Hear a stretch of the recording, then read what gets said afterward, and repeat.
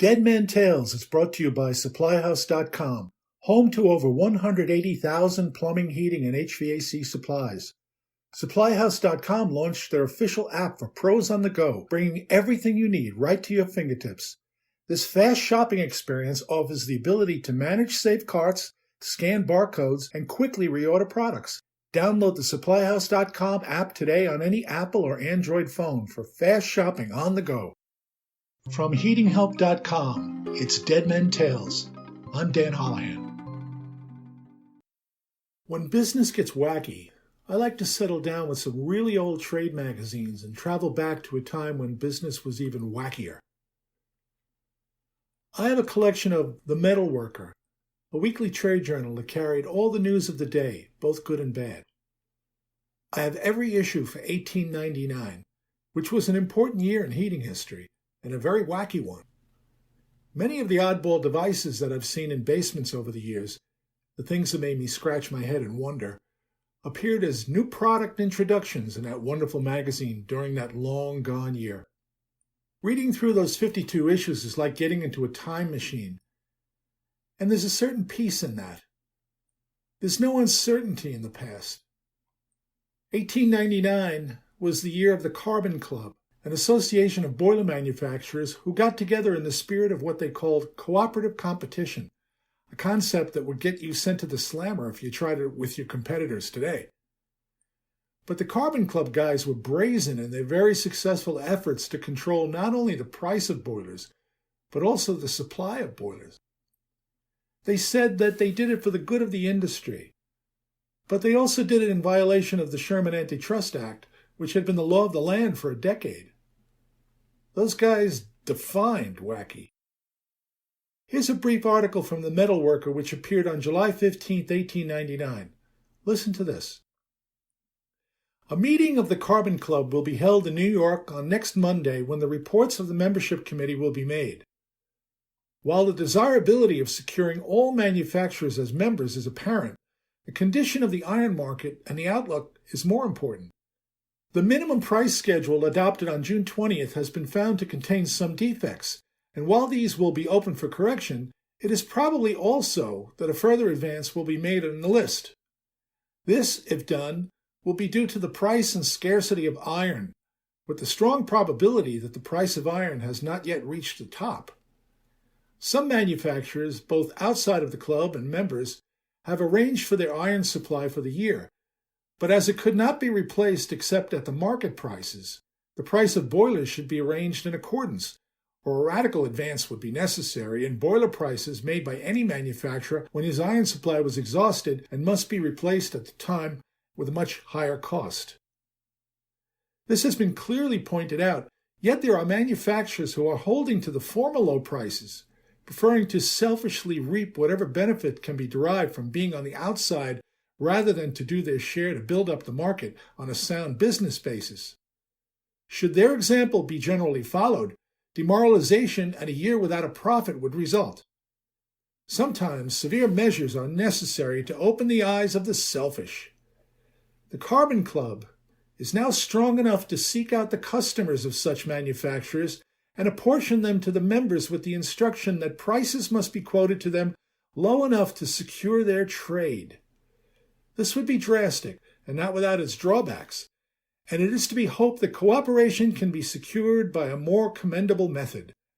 Some members of the Carbon Club, who were formerly regarded as price cutters, frankly state that though they suffered at first advances, they have now benefited by adhering to the course pursued and feel sure that others can be equally benefited by adopting the same course, whether members of the club or on the outside. Club, as far as can be learned, has been perfectly reasonable in all its action, and no considerable objection has been offered by the contracting trade. And isn't that delicious? You're a selfish manufacturer if you lower your price to get business. And if you persist in that wackiness of trying to get more customers by dropping your price, the entire membership of the Carbon Club will come down on you like 1,000 pounds of cast iron. They will seek out your customers and steal them from you by basically giving away boilers and driving you out of business. So there. The selfish quickly got in line and joined the club. And as I think about it, I realized that this was the boost the fledgling heating industry probably needed at the time. A very nice profit was guaranteed to all manufacturers, and the contractors went along with it because they had no other option. If you wanted boilers, you had to buy them from a member of the Carbon Club. And by then, every manufacturer was doing what the club demanded. The building owners paid the price, and hydronics was born. All boats rose with the tide, which they forced. But who knows how it would have gone if the Carbon Club hadn't broken the law. This is the other thing that the Carbon Club did that year, and this forever changed the way we size heating systems. They waited until the very end of the century for this, and it makes me smile every time I read it. Here you go. This was on December 23rd, 1899, in the Metalworker. A meeting was held of the Carbon Club at the Murray Hill Hotel, New York, December 18th and 19th, with a large attendance of the members. Several applications were received from manufacturers and some new members were elected.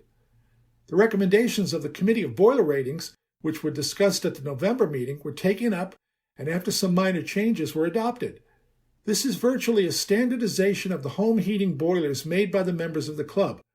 And with the uniform ratings and uniform prices, many of the perplexities of the trade are removed.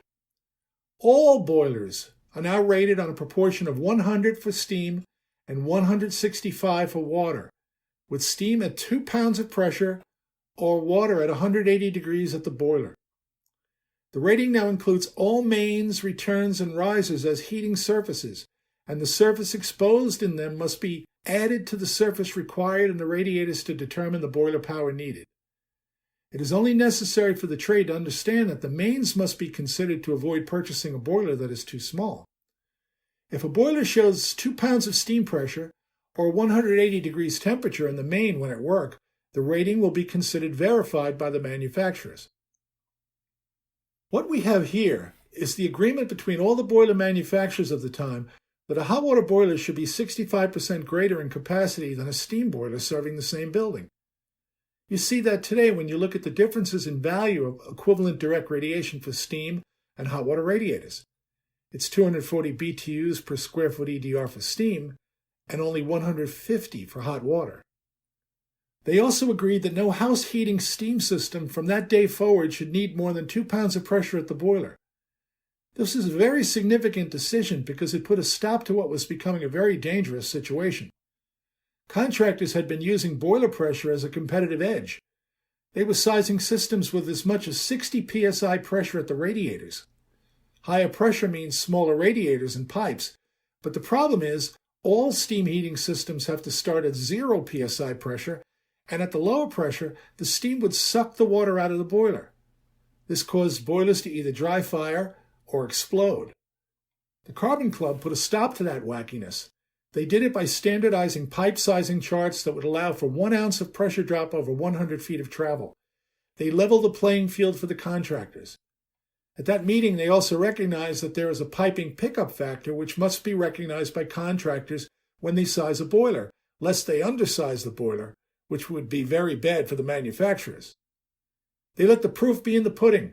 If a contractor could heat the building with a boiler that contained no more than 2 pounds of pressure or 180-degree water at the boiler, then he picked the right boiler for the job. If it couldn't do that, then it was all on him. Simple. Maybe those days weren't as wacky as I thought they were. Well, I hope you enjoyed this story. And if you did, please share it with your friends. And please subscribe to this podcast. I have many more Dead Men Tales to share with you. Thanks so much for listening. It means a lot.